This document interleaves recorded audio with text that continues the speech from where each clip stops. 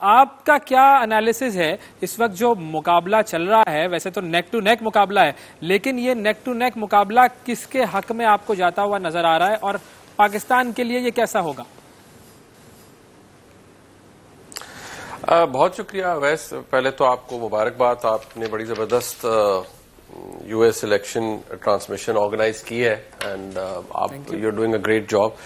ایک چیز جو میں تھوڑا سا اس سے نیچرلی آپ کو پتہ ہی ہے، یہ بڑا نائف ایج کے اوپر یہ مقابلہ ہو رہا ہے اور پریڈکٹ کرنا بڑا آسان نہیں ہے. جیسے نارملی ہوتا ہے کہ ہم جو جتنے بھی سرویز ہیں وہ ان کو ہم کہہ سکتے ہیں کہ وہ مارجن آف ایرر کے اندر ہیں، تو کوئی ڈیفینیٹو بات کرنا کہ کس کی طرف جھکاؤ ہو سکتا ہے. لیکن ہاں آپ کو یہ پتا ہے کہ اگر آپ جو ٹرینڈز دیکھتے ہیں، جیسے اگر آپ 2020 جب اگر پچھلے دفعہ کا الیکشن دیکھیں تو اس کے اندر جو کی سٹیٹس ہیں، اس کے اندر جہاں جو بائیڈن نے سویپ کیا وہ ڈیسائیڈنگ فیکٹر ہو سکتا ہے. اوور آل 7 وہی ہیں جن کو آپ بھی کل سے جب سے آپ سے ٹرانسمیشن کر رہے ہیں آپ بھی فوکس کر رہے ہیں. انفیکٹ ہم سب اسی کو دیکھ رہے ہیں.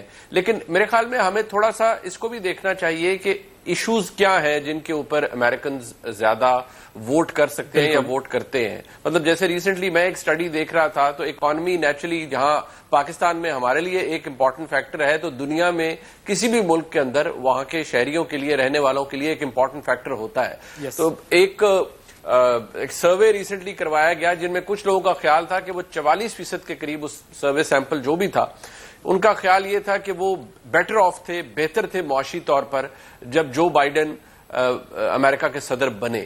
لیکن آپ کو پتا ہے پھر اس کے بعد جو انفلیشن بھی بہت بڑی، اور آپ کو یاد ہوگا کہ جو یہ جو انٹرسٹ ریٹ تھے ان میں بڑی سپائک آئی اور بڑا اوپر گئے. ہاؤسنگ لوگوں کے لیے بڑی مشکل ہو گئی. یہ وہ فیکٹرز ہیں I think at the end of the day جو کسی بھی ملک کے لیے، کسی بھی عام شہری کے لیے امریکہ کے اندر یہ ایک ڈیسائیڈنگ فیکٹر ہوتا ہے کہ وہ اس نے اکانومی کا کتنا برنٹ لیا ہے پچھلے 4-5 سالوں کے اندر. اچھا منیب صاحب، اس میں ایک چیز اگر آپ مجھے موقع دیں، اس پوری صورتحال میں ٹرمپ جو ہے وہ پھر بازی لے جانے کی بات ہو سکتی ہے اس کی، کیونکہ وہ یہ کہتا ہے کہ جی امریکہ جتنا زیادہ پیسہ جنگوں پہ خرچ کر رہا ہے وہ جنگوں پہ خرچ نہیں کرنا چاہیے اور ہمیں اپنے لوگوں پر یہ پیسہ لگانا چاہیے. ایبسلیوٹلی، یہ آپ کی بات ٹھیک ہے اور اس کے اندر یہ ایک امپورٹنٹ فیکٹر ہو سکتا ہے. اور دیکھیے جو اگر آپ ٹریک کریں، ریٹریس کریں کہ جب ڈونلڈ ٹرمپ جیتے تھے پہلی دفعہ تو وہ کہا جاتا تھا کہ وہ امریکہ کے اندر ایک قسم کی ریولوشن تھی کہ انہوں نے جو سفید فام امریکی ہیں ان کو اپنی آئیڈینٹی دوبارہ یاد دلوائی تھی. اس کے اندر بڑی سمیئر کیمپین بھی تھی، اس نے بڑا ہیٹریڈ بھی جنم دیا امریکہ کے اندر. آئی ایم شیور ہم سب نے اس کو اینالائز کیا، دیکھا.